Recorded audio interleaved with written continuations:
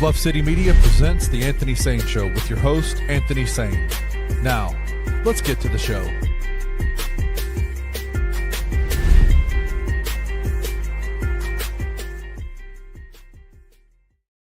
What's going on, everybody? Welcome to the Anthony Sain Show. This is your host, Anthony Sain. Kenny Stubblefield is out today on vacation. My guy, Rusty Whitten, is out. He's out today as well, taking care of real business out here. Hey, I had to pull out the big guns today, man. Had to get these guys out the way. My man is here today. Parish, Sharkey is in the building. Y'all might know him from a podcast that he runs, and he don't even show up on the show no more. But he's still right there joint. You might know him for being the only dude in Memphis Grizzlies media that's in the locker room recording stuff and actually using his phone and posting the video. You might know him from the Daily Grind. You also know him from the Anthony Sain Show. My guy, Parish Sharkey, is here. Parish, what's going on, my guy? What's up, man? Man, you was trying to rush me on what was that? Ricky doing the Ricky introduction. Yeah. Like, bro, the Ricky, I'm like, what my boy, man? Hey, that's a lot of footage to catch at one time. hey, I was hoping you would have just went live on them folks, man. Just got the email. Nah, I like kind of going through editing and getting like the most important points out. Because you go live, because I don't even know if I go live on Twitter, does that video, can I even save that video to my phone? Yeah, you can. You can't. Okay, I ain't never went live. Once it's done, you can. Once it's done, you can save it for sure. Okay. I probably need to do that for media day because media day is straight nonstop. So you can't do that though, bro. Like that's against like NBA rules to live stream. I was just screwing with you. I hope you just don't go to the system. Media day. Yeah, I don't know. Media day. I'm like, bro, I need a backup. I need somebody to send the videos too when they put it out. Exactly. Like the other publications out here, the news and all that kind of. You need an intern, is what you need, bro. Yeah. Well, maybe you can get somebody from a silent media group to handle that for you. That's what I was thinking. Yeah, but we are here on the Anthony Sain Show. I was laughing before the show started, man. I saw a tweet that said that Sinners, the movie Sinners, is getting ready to come out on HBO Max or whatever, Max or whatever, right? And they said that the Max version will have a black sign language interpreter on there, right? And then somebody with a MAGA Twitter profile was like, wait, they have their own sign language too. Hey. But that's not what it meant. It's just been a black person who's gonna be doing this. Folks never serious, bro. Their brother was alarmed. Yeah, that brother was alarmed, man. For real. That brother was like, wait. Oh God. But yeah, man. Shout out to my guy Parish joining us today. A lot of things to talk about, man. The Memphis Grizzlies had a very busy day. Sure, busy 30 minutes. Right. I was out at we had our third Memphis Magic Volleyball Institute free volleyball clinic for the girls in the city. Yesterday had about 20-some girls showed up, and I said, man, this is gonna kill me because I know I'm gonna be dead in the swing of things. Literally, when the announcers started coming out and my phone's buzzing, my watch is buzzing, I said, I'm not gonna just ignore the alerts. I gotta see the alerts. I could have cut my phone to do not disturb, but I really wanted to see the alerts. And man, I'm getting hit in the face by balls and all kinds of stuff. Oh, pause. We're getting to get hit in the face by volleyballs. Hey, Julie, she got video of it. Yeah, exactly. Yeah, I'm out here struggling, trying to keep it what the Grizzlies doing. I saw Jaren got signed. I saw Santi. I heard the Ty Jerome stuff was coming, and I saw the Ty Jerome news finally came through for the Memphis Grizzlies, as well as Cam Spencer for the Memphis Grizzlies. And I think that yesterday was a great day one for the Memphis Grizzlies. We went into this postseason with concerns about things we had to get done. Was Zach Kleiman really going to do the things to change the culture of this team, to get guys in that can, the dogs, so to speak, on this team? And a lot of people had their concerns. I wasn't extremely concerned. The main thing I said was I believe that Zach Kleiman sees the same things that we see, and I think he understands the sense of urgency this season. And I also gave him benefit of the doubt for years past why he didn't make particular moves. And I think what happened, I think what we're seeing this year is maturity on his end, growth as a GM. And just like I said, understanding that sense of urgency and seeing the same things that we see, which are pretty obvious to see. You came out early, traded Desmond Bane, acquired 5 first-round picks. He's used those picks for different reasons. One of those was jumping up in the lottery and grabbing a guy that many people believe could be the absolute steal of the draft, that many people believe could be a very high level rotation player for the Grizzlies, and Cedric Coward. And then you saw yesterday in free agency, they made the move to they were able to use one of the players in that move to clear up a ton of cap space for the Grizzlies. Not Milwaukee Bucks Dame Lillard level. They were able to. That is the wildest thing, bro. Yes. It's like we said we had the DeAndre Ayton thing yesterday, which was a total buyout of a $35 million deal. And then we get $100 and some million deal from waive and stretch. That was waived and stretch. And they're gonna have around $23 million in dead money. 5 years. They're gonna have more than the mid-level. They're gonna have the mid-level exception plus the room exception just sitting on their roster and sitting in the books. That's $5+ million more than what Santi got. Yes. Per year. They're just sitting on fire. Wild. Crazy. But I will say this, man. I am excited about what I saw last night. The Memphis Grizzlies signed one Ty Jerome. Ty Jeremy Jerome. Huh. I think that's right. Yeah, Ty Jeremy Jerome is his name, I believe. Nah, that's his middle name. What the CY stand for? Or his middle name? I researched it hard because somebody said they think his first name is Tyrone. So I looked hard. Ty is his full name. Just a great moment in Black history. A black shooter. Bro, you said that. I was like, hold on, let me look this up. Oh man, I wanted my guy. How course was my guy Daniel Greer when he saw that Ty Jerome is a black man.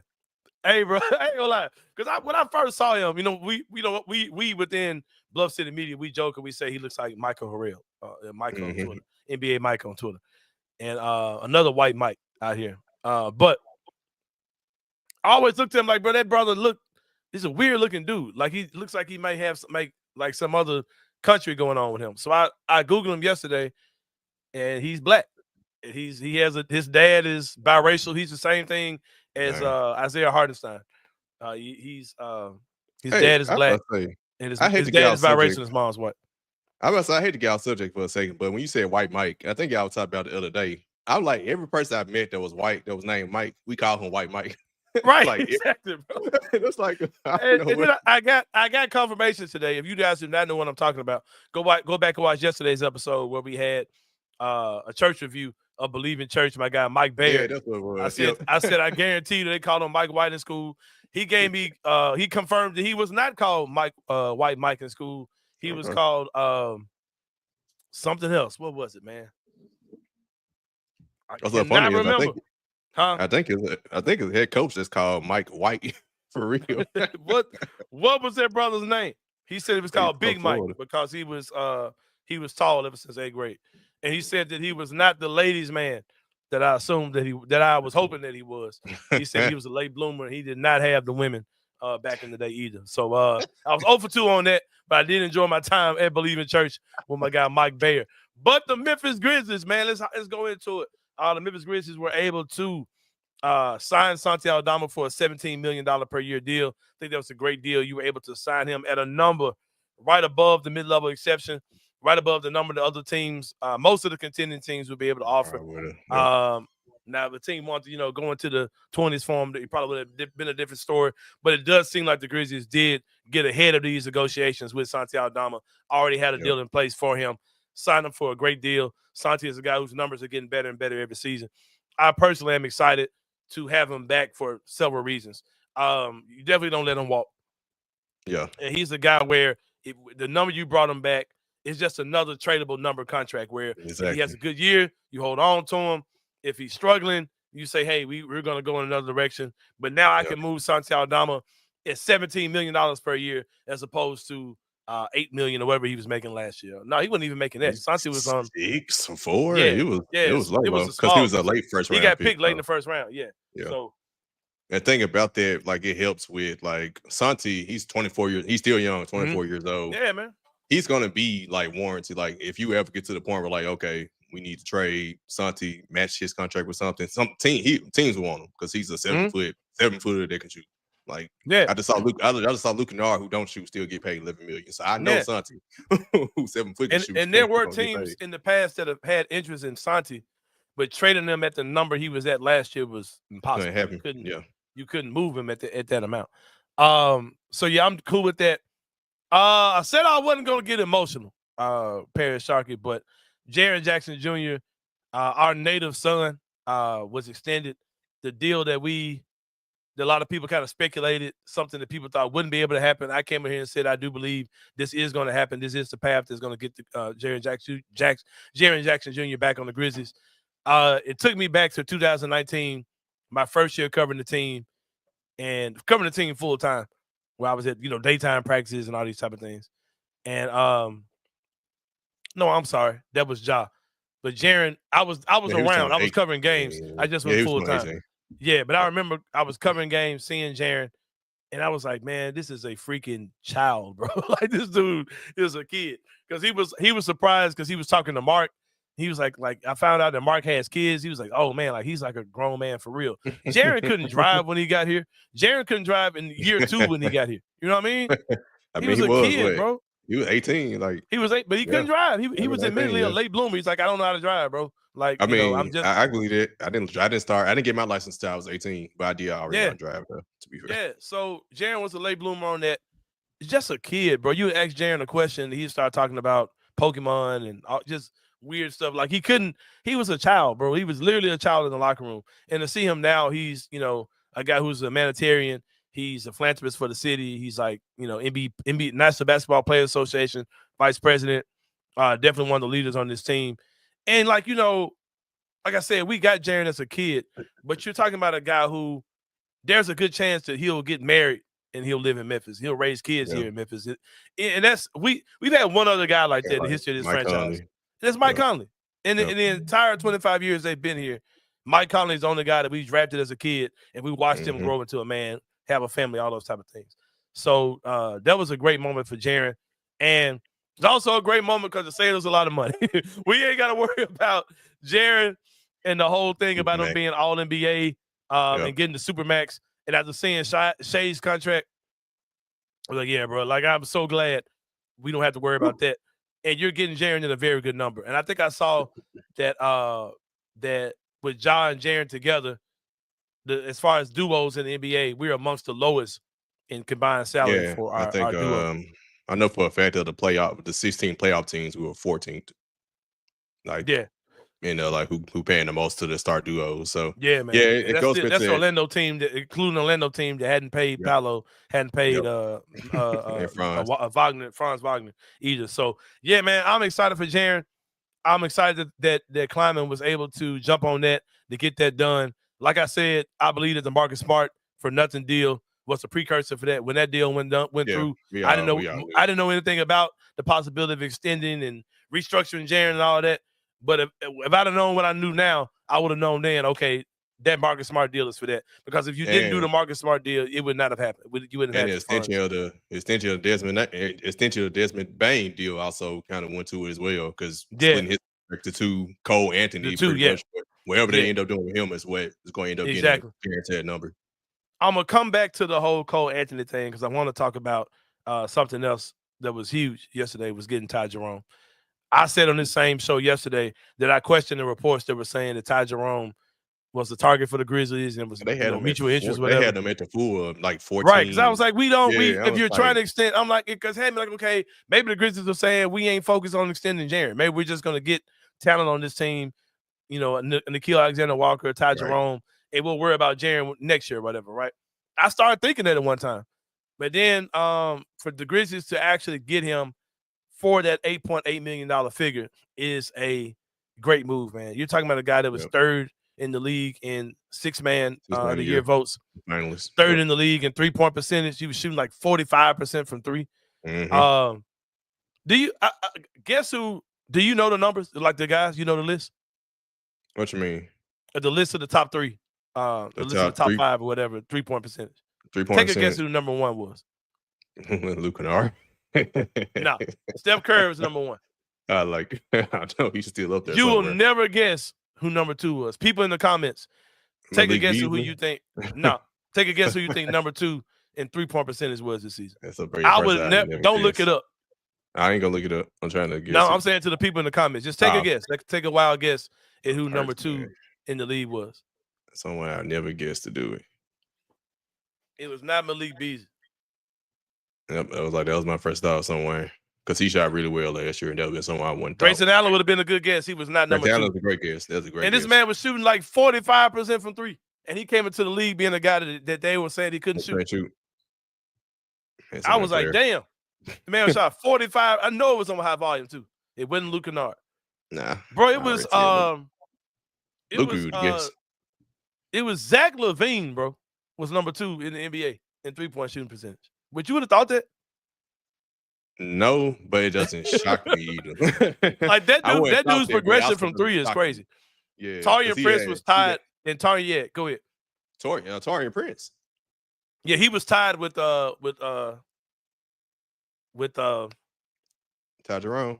Ty Jerome. Yeah, they were tied. Wow. Now that shocked me more than exactly. Yeah, I know. That's what really shocked. That's bro. shocking to me. Hey, shout out to these dudes who put in that work to become snipers in the league, though, man, for sure. But we got the guy, 6th man of the year candidate, was a great player for Cleveland. 6'6" combo guard, played on the ball, played off the ball for Cleveland. His numbers with Darius Garland were good last year. His numbers with Mobley were good as well. If you're going to compare like how he may look with Ja, how he may look with Jaren, very good player in Ty Jerome. I was super happy to get him on the team last year, especially at the number we got him at. Also, shout out to my guy Cam Spencer. He signed the deal. I'm sure that that's something that because I don't understand the specifics of that because they didn't use the room exception, so I guess they signed them at the minimum. I don't know, but the minimum don't seem like it'd be $2 million. Because nothing is sufficient to July the 5th, so I guess they got a couple of days. They got time to figure all that out. Yeah, how they're going to make all that work. I know Cole Anthony was 13, and they need 10 for Jaren. Based on how Jaren's extension worked, they added 10 more to this year, for 23 to 33. So it's an extra $3 million. Go to Cam Spencer. He got 4. He got 4.5. So that's 2.25 per year. Yeah. So yeah. I don't know. Now let's get into that, man. When I was hearing the reports yesterday, when I woke up yesterday morning in the middle of the night, and I saw the report from Mark Stein saying the Grizzlies are trying to offload Cole Anthony, right? Basically, they tried and it failed for nothing. I was like, crap, man. They're trying to like zero him out. They're trying to trade him into somebody's space to make his contract disappear and not to get a player back. Because I was like, man, you could use Cole Anthony to go get a mid-level wing or whatever. So I was like, crap, man, we're not doing that. So I'm feeling the way, right? Then the news came out from Chris Harrington. He was saying, don't rule out the red button. The Grizzlies hitting the red button on him and just waving him and just making his contract go away and just, stretching it out or whatever. So I was like, crap, man, this is really like getting depressing that we're not able to use that Cole Anthony asset, right? So, of course, the Grizzlies, the reports came out yesterday, the Grizzlies are working on something like that, which, of course, I don't want anybody to think that because of that that's still pending, that there's any chance that the Jaren deal won't happen. That's not a worry. Because if anything else, the Grizzlies are committed to stretch and waive Cole Anthony. So I felt a way about that, right? That haven't happened yet, but I felt a way about Cole Anthony being stretched and waived. And I saw certain people bitching about it on Twitter, people that I won't name, people that I don't really fool with. So I saw people bitching about how that's a waste of asset, right? So, and then my man, John Rosa, jumped on Twitter last night. I heard they called him like the Cap Man or something like that on Vernon's show. Yeah. But he was talking about something that I did not have knowledge of. And he broke down that because the Grizzlies are now over the cap, but also under the tax level, that any player up to $7.5 million, you can trade them for a contract twice the amount plus $250,000. And he mentioned John Conchar. And I was like, oh, shit. If that's the case, that contract is more valuable to move than Cole Anthony's contract would have been. Because the logic was trade Cole Anthony, waive Jitty, right? Yeah. Trade Cole, waive Jitty, or trade Cole, trade Jitty for nothing, right? Zero him out and trade Cole for an asset. But you got rid of Cole Anthony to clear up space. And now that John Conchar contract is of value because now instead of you trying to trade apples for apples, you're trading rotten apples for. I mean, basically you're trading John Conchar and allowing a team to trade money back to the Grizzlies for them to save money. So a team that's like tax was either in the tax or a team that's even looking to make more space can take a John Conchar deal and you can get a $12 million contract back off of a $6 million John Conchar. And I was like, shit, that's the same amount of money that you could give with Cole Anthony. So shout out to my guy, John Rosa, for breaking the whole thing down. And because of that, man, like I said, I'm excited about what happened yesterday, the things we saw in free agency. But I'm also excited about the new possibilities of what can happen throughout going forward the offseason. Because you got 15 dudes on your roster. You see you need a big man. That's still out there. Technically 16 until Cole Anthony is officially gone. But until Cole Anthony's gone. But that's what I'm saying. You know that there is wiggle room for other things to happen. And I'm looking at it like this. Let's say that you sign Santi Aldama, right? I mean, you have Santi. I know, let's say, too. You sign Santi Aldama. If that's what you're saying, and you also are saying, well, Brandon Clark, I don't think he's the answer to be a center. I don't think he can be a 5. I don't think he's a full-time answer. And we know he can't. Like, we know Brandon Clark plays like 15 minutes a game. He has good minutes with Jaren, but we know he's not a full-time answer at the 5. Right. When he will have to be the full-time answer at the 5 for a couple months until Zach Edey comes back. And I hate to say this, I'm grabbing my chest when I say this, but what point does Brandon Clark serve on his roster if he can't be the 5? So my thing is, you can take Brandon Clark, combine him with John Conchar, and now you're in the $20-something million per year player range for guys you can go get. And it opens up a whole nother line of guys. And I'm just throwing out a hypothetical name, but I'm looking hard at Nick Claxton with Brooklyn, right? Here we go you're again. Building things. Listen, you're building things around Ja, right? You're clearly building things. You're all in on Ja, I right? like it. I want him. That's Ja's guy. Yeah. Hometown kid. You know what I mean? That's his guy from South Carolina. You get him here. And I'm also on the record of saying, and I said this when Dotson was on this too, and Dotson was really leading the charge on this.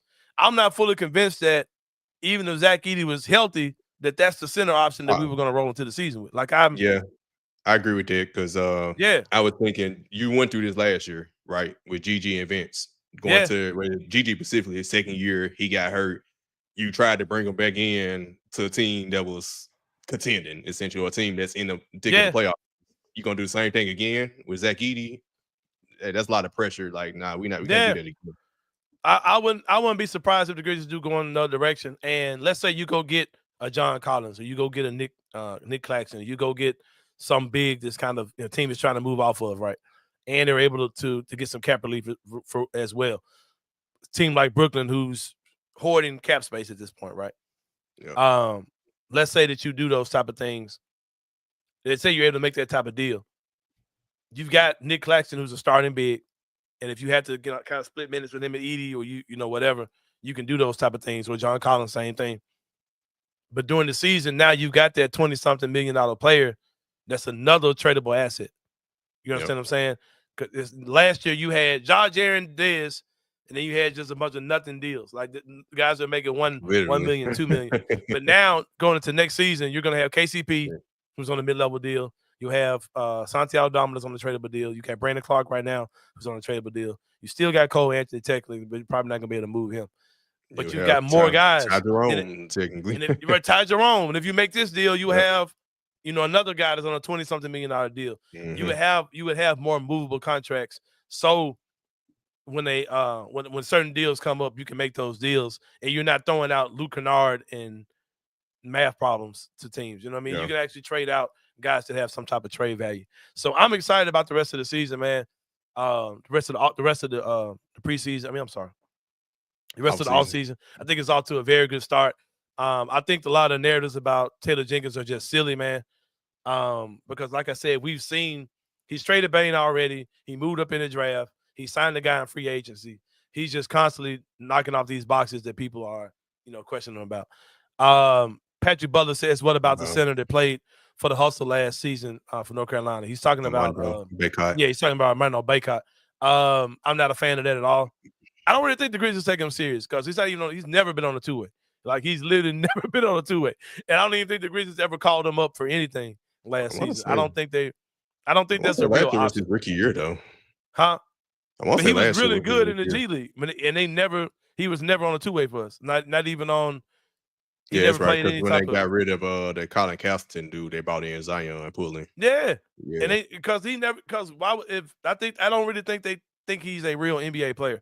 I think that the Grizzlies have guys like that on the team to help so their G League team isn't just a bunch of silliness. I think they want guys on their team that kind of stabilize the G League situation. Stabilize that environment. Like when they had same reason why when they had Matthew Hurt. Yeah, exactly.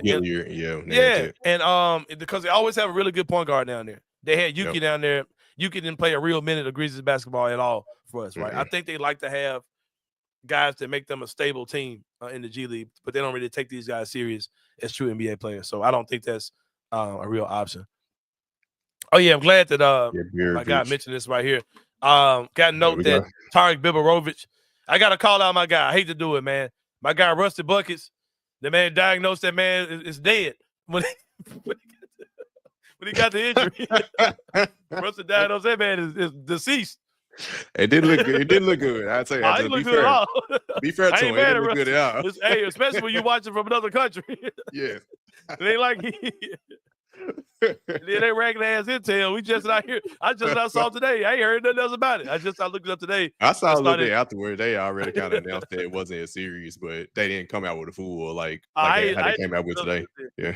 But yeah, they say that he did not have a major injury and that he's supposed to be headed to the Grizzlies. And if that's the case, man, the Grizzlies did not pay a $1.5 million deal for that dude to be on a two-way. The dude's gonna be on the roster. That's the case. The Grizzlies have other things in mind. And that's not just that's not just buying out Conchar, I believe. I think the Grizzlies are going to be aggressive and go get a starter level center on this team. I think that's happening. I think that is happening. You got my guy Goga Batazzi from Orlando, right? He's a starter level center. I was surprised they didn't try and get him in the bang trade. I guess they ran. But you can do straight up right now today, John Conchar for him. I think Orlando saves like $6 million or something like that in salary cap. You can do that trade right now. I think there are things that the Grizzlies are going to do. Yep. I think somebody could be a buyout, just a straight up buyout, a waiving stretch casualty. And I'm looking hard at our favorite reverse dunker, Jay Huff. Jay Huff. I just saw that man last week. Supporter of Memphis Magic Volleyball Institute. I'm looking hard at him, and I'm looking hard at Vince Williams, bro. Like, yep, I thought that too. I'm looking hard at both of them guys. It's if you are in a position because you signed Ty Jerome and Cam Spencer, right? Or you can you could do it a 2-for-1 deal, a 3-for-1 deal. Brandon Clark, include Vince in it. Include Vince in the Conchar Brandon Clark deal. To Brooklyn, and then do something like that. But I'm down for it, man. I think it's gonna be an exciting offseason. I hope that a lot of people questions about Zach Kleiman are being answered. To the people who said they wish we'd have got a big man instead of getting Ty Jerome, I would just say this. I'll say this easily and definitively. That's clear. Any guy you got that was a big that you paid $8 million for would have been an overpay in free agency. Just being real. Yeah. You got Ty Jerome, who's a better player, 6-man a year candidate as a steal. There was not a center. You can't pay. There was not a center that you would have got for $8 million and not felt like an overpay. You would have been a pretty gross overpay. There's a lot of bigs that were available that are kind of at the end of their career. So yeah, I'm super ecstatic about Ty Jerome. Great shooter, good playmaker. That floater game is sick. And I just think that the Isolo system, where he wants the lead guard to go off, I think he's gonna look crazy good. Yeah, man, this is where I'm at too. The Black Ninja DJ asked, is he crazy for thinking this roster is coming deeper and more well balanced? Hell yeah, man. Like this team, the structure of the team feels like more like a normal NBA team than anything we've had in a while. Now, are we as top heavy with Jaren, Ja, and Desmond Bain? No, but the team makes more sense. You can put out more versatile lineups, man. And like I said, there's no way you watch the finals. There's no way you watch the Pacers and the way they constructed their team. A team that is still not a taxpayer to this day. and question the type of things the Grizzlies are doing. It's the same type of roster buildup. The Pacers went and got Obi Toppin, who was a castaway. TJ McConnell was a castaway. Yeah. They went and got Aaron Nesmith was a castaway. Aaron Nesmith, thank you, brother. A castaway. Just a bunch of dudes.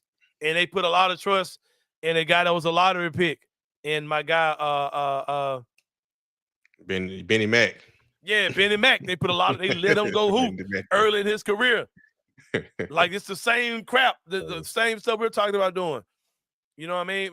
So it doesn't have to be like this big name center that comes in. It could just be a guy that fits our system, that fits the way that Coach Isolo wants to play.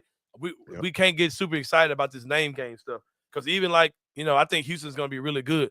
That Houston roster still has flaws to it. They're going to be good now. Don't get it twisted. But that team still has question marks on it. But like I said, man, I'm excited. I love what Denver did today as well. Go ahead. Yeah, I love what Denver did. I would say this. You know how we put such a premium on shooting? OKC just won a championship, and their weakness was shooting, right? Houston kind of built their team. Shooting was their problem. Shooting still is their problem. Okay, they brought in KD, and that's about it. Shooting still is their problem. So, but they're a deep team. So shooting is not as, I guess OKC is showing shooting is not as, as much of a need as you got dudes that are playing. You got versatile defenders on your team. You can make stuff happen. And I said this. I screamed this from the rooftop last year. I love Desmond Bane, one of my favorite Grizz ever. But the fact that you can never have a defensively versatile lineup with him there, with Dez and Ja being in your backcourt, it was always going to be an issue, man. And now you can do a lot more versatile things. Yep. And if Cedric Coward, if that kid is anywhere close to being, if he hits, anywhere close to being, if he hits, we're going to be good as hell next year for sure. But yeah, man, let's take a break.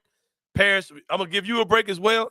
Joining me today, I didn't even say this, man. My guy Roman Cleary is coming back after the break. We're going to talk Tiger Hoops real quick. Then we're going to wrap this up with Inside the Same Brain while I revisit some of my takes in a little way on Tyler Perry and the movie Straw. Part 2 is coming up at the end of the show. Y'all stick around for that. But Roman Cleary is joining us when we come back from the break. We'll see you guys in a minute.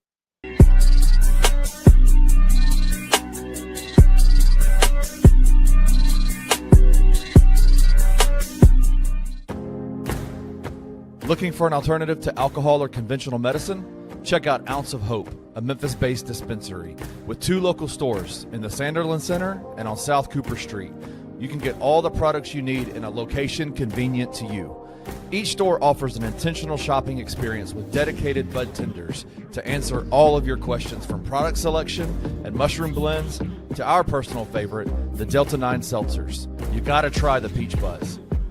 Try Ounce of Hope at either one of their 2 Memphis stores or at www.ounceofhope.com for convenient products shipped right to your door. Use the promo code Bluff City for 15% off any order, excluding sale items. Cannot be used in conjunction with other promotions or discounts. One use per customer.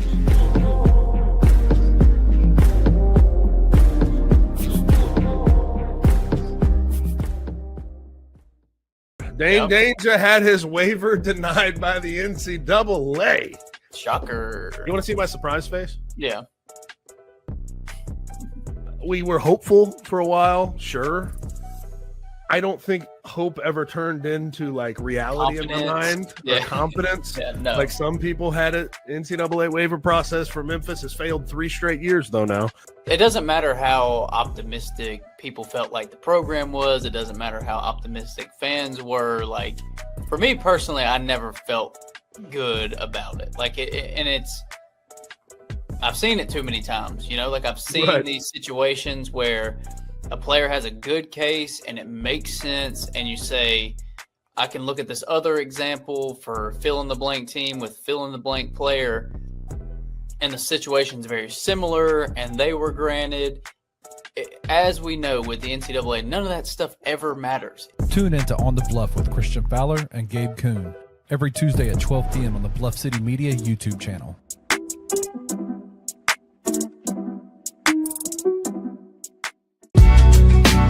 In the heart of the Highland Strip for 27 years, Trilogy Tattoo has helped tell stories for Memphians for generations.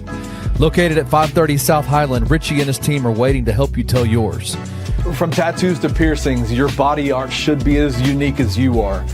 Voted a Memphis Flyer top 3 tattoo shop in the city of Memphis since day one. Your story will be safe here at Trilogy Tattoo. Open 7 days a week, Monday through Saturday, 11 to 11, and 3 to 11 on Sundays. They have convenient times waiting on you. Let Trilogy Tattoo help you tell your story.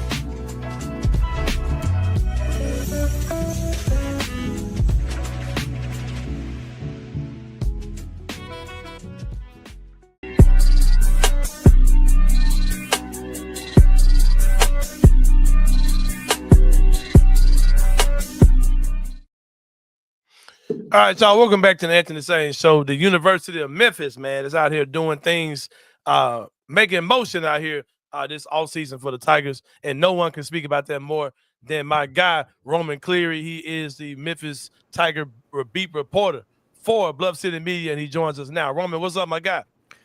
Hey, what's up, Sain? How are you? Throughout the past week, with everything that's been going on with the Grizzlies, every time big Grizzlies wave of news hits like it kind of did yesterday, I can't help but sit back and think, man, you Grizzlies guys, you NBA guys, you have it so easy, don't you?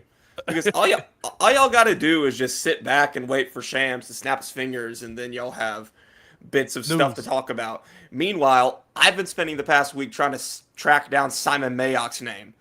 So, so Penny Hardaway made an appearance at the Hueys in Southwind last Tuesday, a week ago today, during the second Tigers on Tour stop. And during his panel interview that he had with Jeff Brightwell and other Memphis coaches, he more or less announced that more players were on the way for the University of Memphis, but he wasn't able to announce who they were yet. And I reached out to a source pretty much immediately after he made those comments, and it became evidently clear that Memphis was going to bring in an international big of some kind. But I was not able to get a name. So over the past week, I've been checking literally every avenue I could think of. And finally, we get to Sunday night where I get to Simon Majok's name. And of course, the South Sudanese big that Memphis announced the signing of yesterday. I literally had to confront the source with the name that I had found. He wouldn't give it to me. I had to confront the source with Simon Majok's name, and that's when it finally got confirmed for me.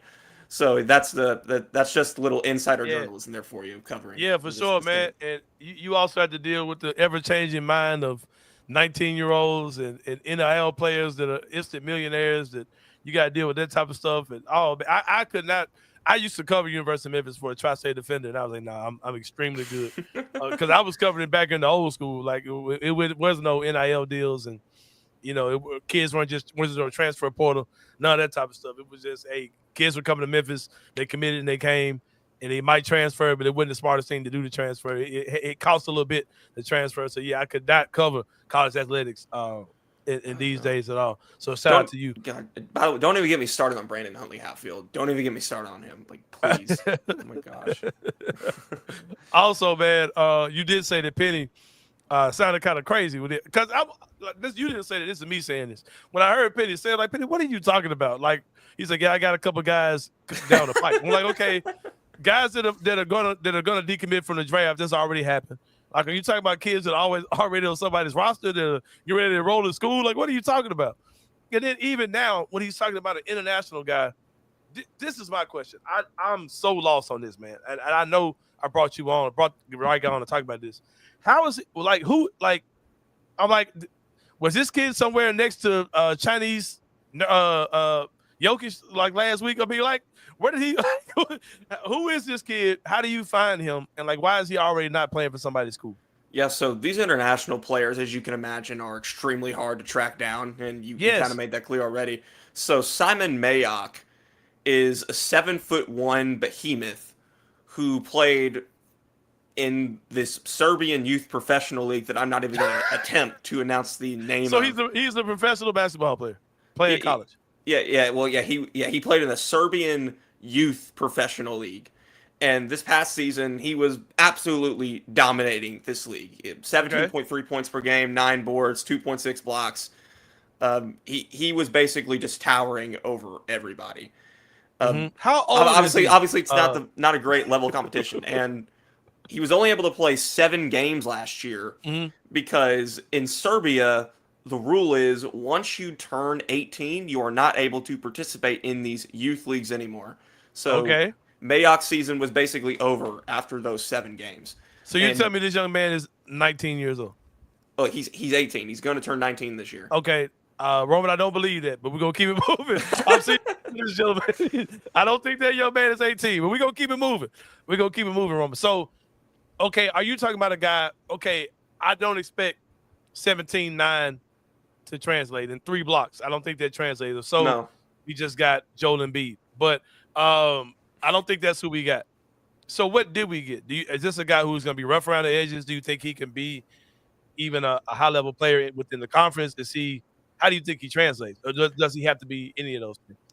Well, I'm not going to call myself the biggest expert on Serbian professional basketball, but I'm going to venture out and guess that the quality of competition that Simon Majok was dealing with over there is not going to be close to the caliber of what he's going to have to face, even in the American Athletic Conference. This is still Division I college basketball. It's still probably the highest level of the sport besides like the NBA and the best Euro leagues and that kind of thing.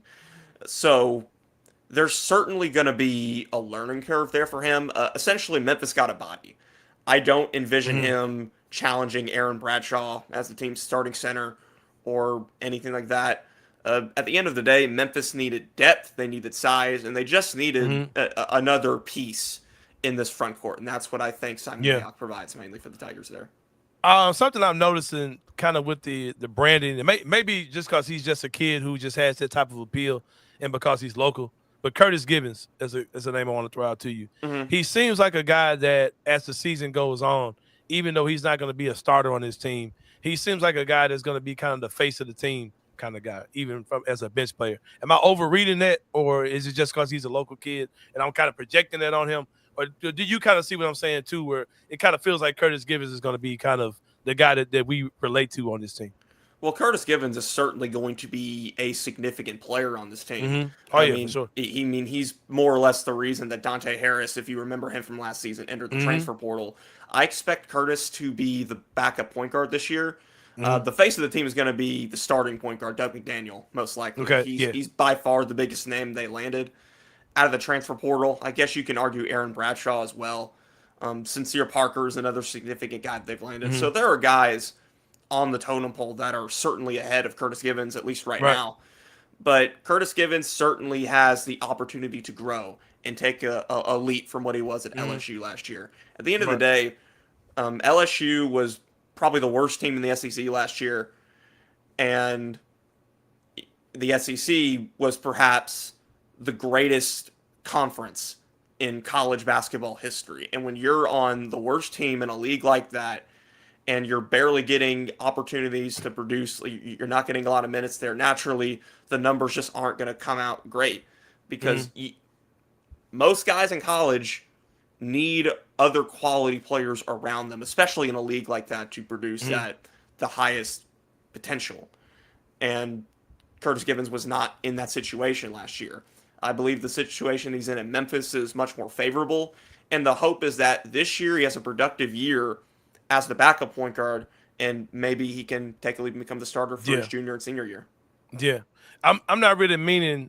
I what you said was I want to hear that too because I want to know his role on the court. I understand the limitations of his role on the court, but I'm kind of asking more like so. Trying to give you an example. You know how like when we had the Derrick Rose teams here, right? I know I'm going back in time with you. I know you can go there with me though. Like we had Derrick Rose, Andre Allen was a big face of that team. Like he was the guy that even though he wasn't a starter, the city kind of wrapped their minds around him. Like he was kind of one of the faces of the team, even though he wasn't a starter. I kind of see that same thing happening with him, where he's going to be a guy, even though he's not a starter, he's going to be a big deal to the city. Like the fans are going to be kind of looking at him as one of the faces of the team. You kind of agree with that too? Yeah, I can see what you're talking about there. Yeah. This is going to be the first year in a while where not one, but 2 Memphians are going to be relevant parts of the rotation. Yeah. Those being, of course, Curtis Givens and Julius Thetford, the transfer from Western Kentucky. Both of those guys are coming in with 3 years of eligibility remaining. Right. So when you're considering that, their talent, and the fact that they're Memphis guys, there is perhaps some hope there that maybe you've landed some long-term pieces. Yeah, and for sure. as you know, Memphis has lacked that for a very long time now. Mm-hmm. So perhaps you're looking at two guys that you can maybe rely upon to be significant parts of this program for the next few years or so. I envision Thedford having a more instant impact on the court. That man averaged 12 points a game in 17 outings in Western Kentucky last year. One of the more productive freshmen in the country. A good three-point shooter, good size as well at 6'4". But Curtis Givens is probably the more famous name in the city, considering everything that his father's doing here and the type of player that he was when he played for MUS. So, yeah, it's certainly an exciting opportunity for Memphis to have a couple of local guys that can maybe be, contributors, not just this year, but in the long haul. With the Dain Dainja waiver being denied and the team adding, the big man they just added and the guys we already have, what do you think? How do you think that affects the overall outlook of the team? Do you think that's a major blow or something that this team can find other ways to be to get his productivity from other guys? Well, Dain's waiver was actually his initial waiver anyway was denied in late May, early June, that kind of timetable. That's when his waiver was initially denied.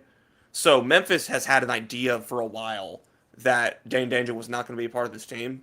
Of course, they submitted an appeal and they tried to get the decision reversed, but as you saw last week, that did not work because Penny put out the statement and then Dain, thank you Memphis tweet, signs with the Miami Heat's summer league roster. Right. So Dain Dainja, for all intents and purposes, is done at Memphis. It's unfortunate for the Tigers because he would have been far and away their best player, the face of the team, that kind of thing. And a guy like that is a significant ceiling raiser.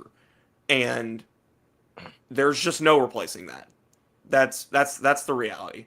There's no replacing or filling in what Dain Dainja would have done for Memphis this year. Right. But I still believe that Memphis has enough talent to exceed expectations and still win the American Athletic Conference with relative ease.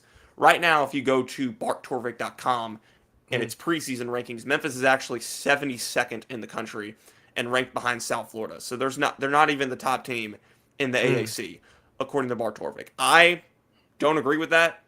I don't think the computer system there is taking into account the potential leaps that we could see from guys like Doug McDaniel and Sincere Parker, Aaron Bradshaw, all those guys against a very weak AAC. I mean, I guess Sincere's moving up from the Summit. I guess the AAC is better than the Summit League. But with Doug McDaniel and Aaron Bradshaw, those are two Power 5 guys that are taking a significant step down in competition. And McDaniel is a guy who's averaged 16 points a game in the Big Ten at Michigan in 23-24.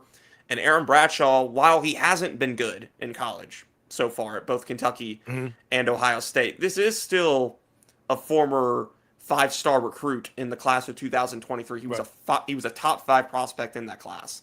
Had a lot of NBA hype coming into his freshman year with Kentucky. And he's also dealt with injuries and some off-the-court stuff. He had to sit out a very significant portion of the non-conference schedule at Ohio State last year because of a sexual assault allegation that ultimately went nowhere. It was dropped. McDaniel, of course, there's plenty of controversy with him as well. A lot of baggage coming in with him. Because first off, him and Jerome Tang just didn't gel at all at Kansas State last year, which played a significant factor in him having a down season over there.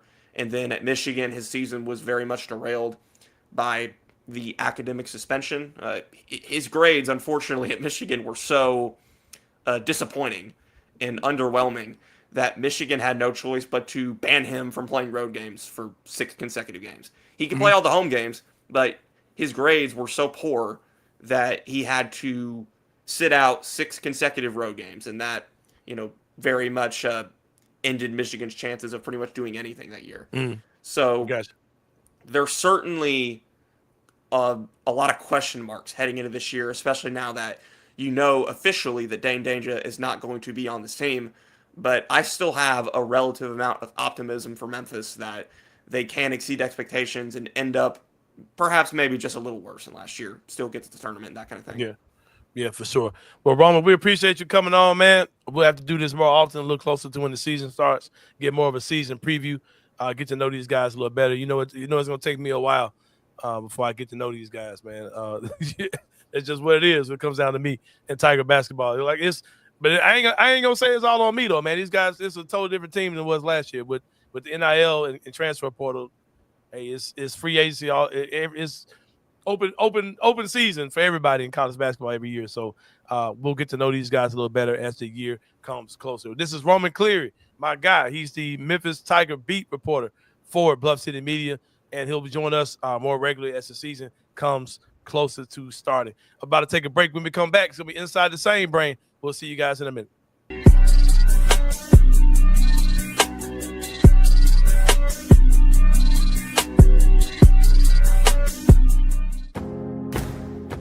Looking for an alternative to alcohol or conventional medicine? Check out Ounce of Hope, a Memphis-based dispensary with 2 local stores in the Sanderlin Center and on South Cooper Street. You can get all the products you need in a location convenient to you. Each store offers an intentional shopping experience with dedicated bud tenders to answer all of your questions, from product selection and mushroom blends to our personal favorite, the Delta 9 seltzers. You gotta try the Peach Buzz. Try Ounce of Hope at either one of their 2 Memphis stores or at www.ounceofhope.com for convenient products shipped right to your door. Use the promo code BluffCity for 15% off any order, excluding sale items. Cannot be used in conjunction with other promotions or discounts. One use per customer.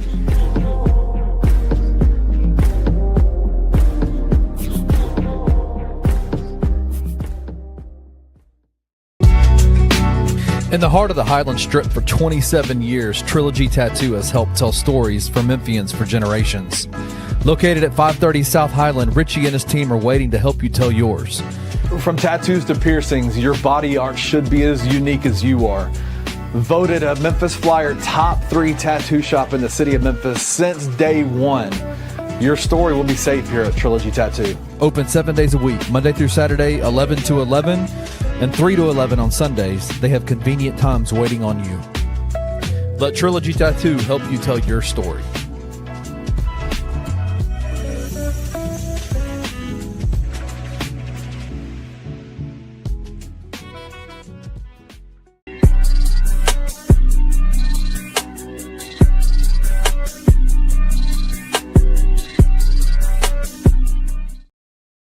All right, y'all. Welcome back to the Anthony Sain Show. Got a couple of comments. Shout out to my guy Roman Cleary as well, doing the Tiger basketball thing for us today. But we're going to talk about a couple of comments that are Grizzlies related that we missed during the break that I definitely want to take a look at.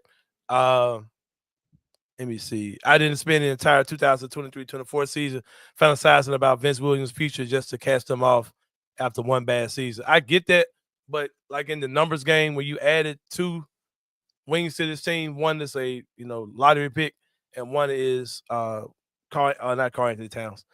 KCP is kind of a numbers game. Vince is going to have to really earn it this year. And then Ty Jerome.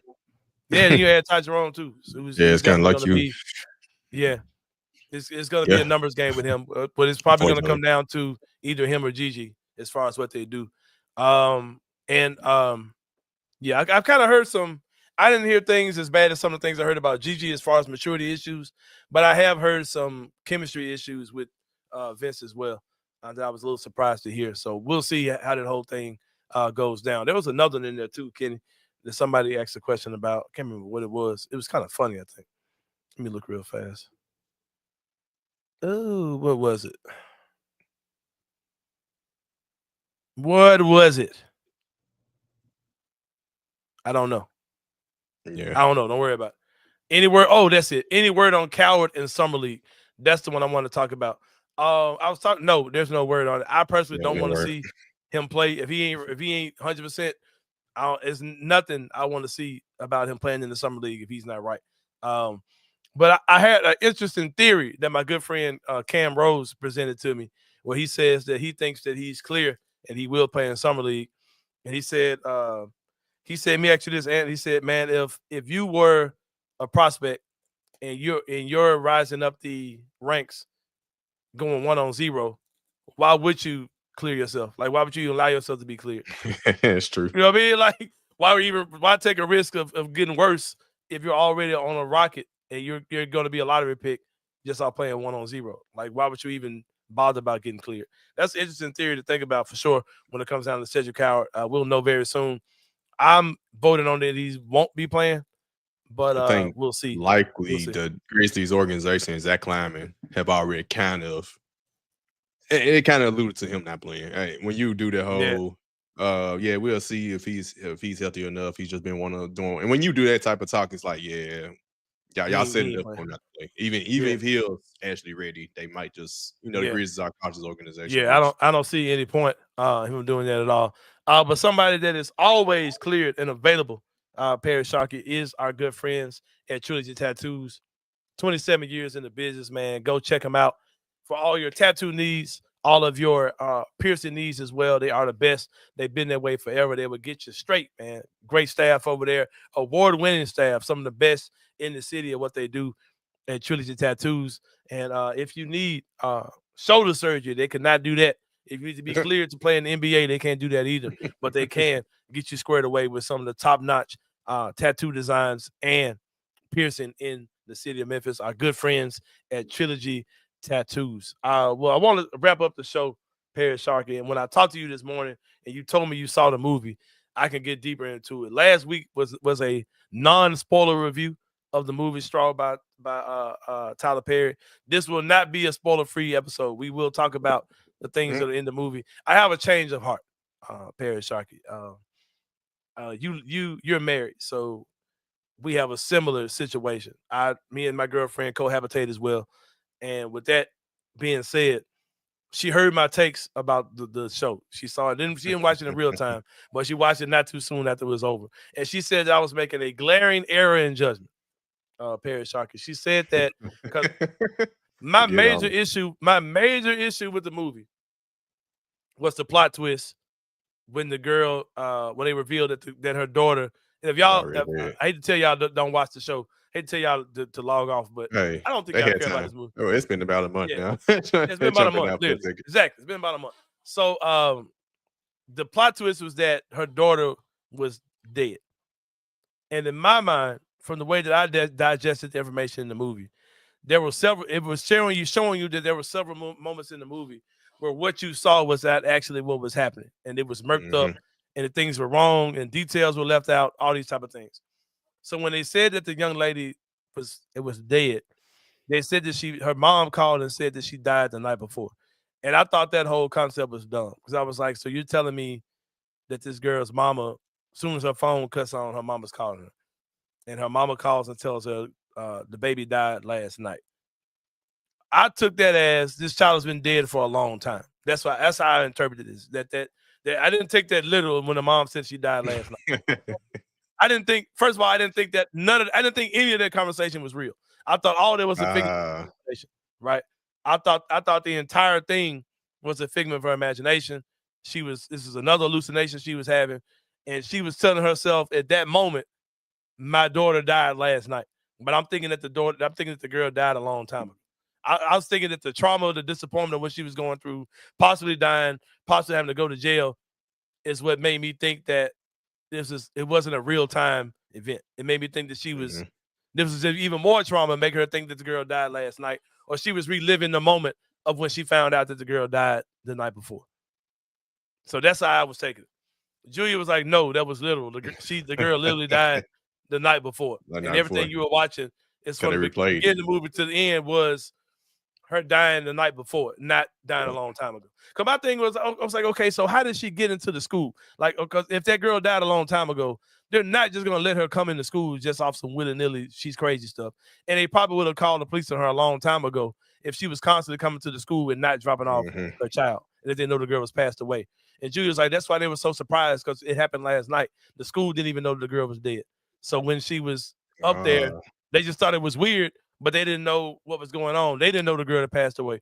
And when she came to the school, they didn't know the girl that passed away. They just thought it was a mom coming up there.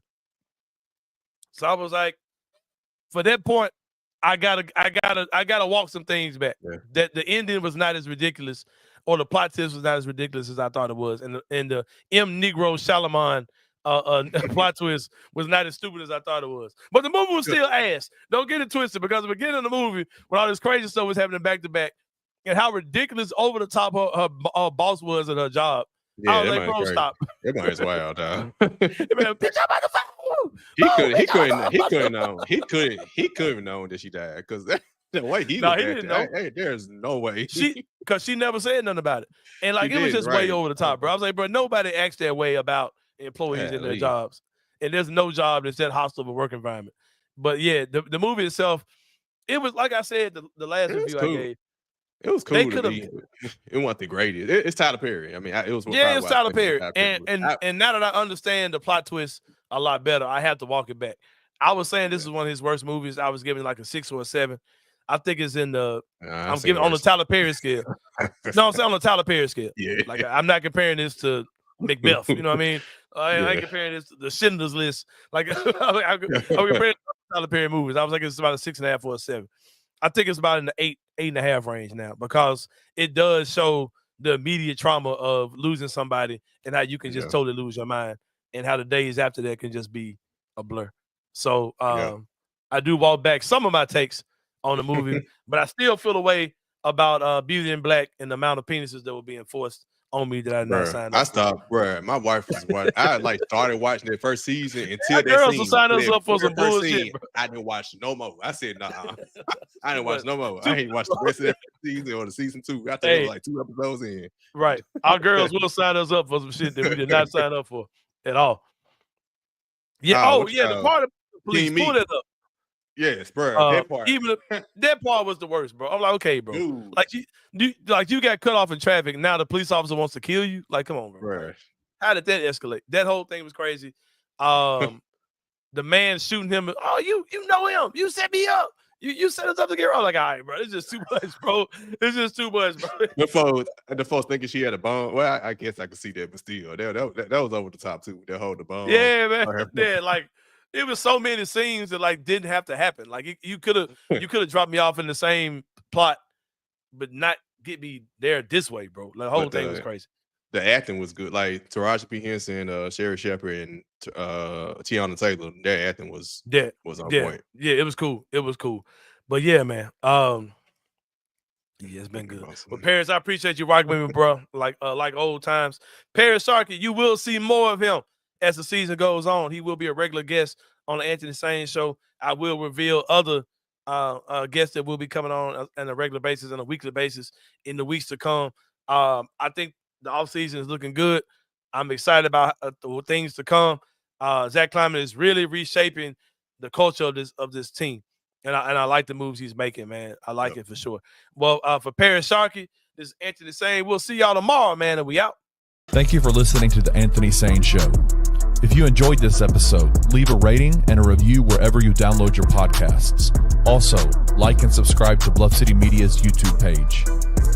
For comprehensive coverage of Memphis sports, head over to www.bluffcitymedia.co and find out how you can become an insider. We will see you back here next week.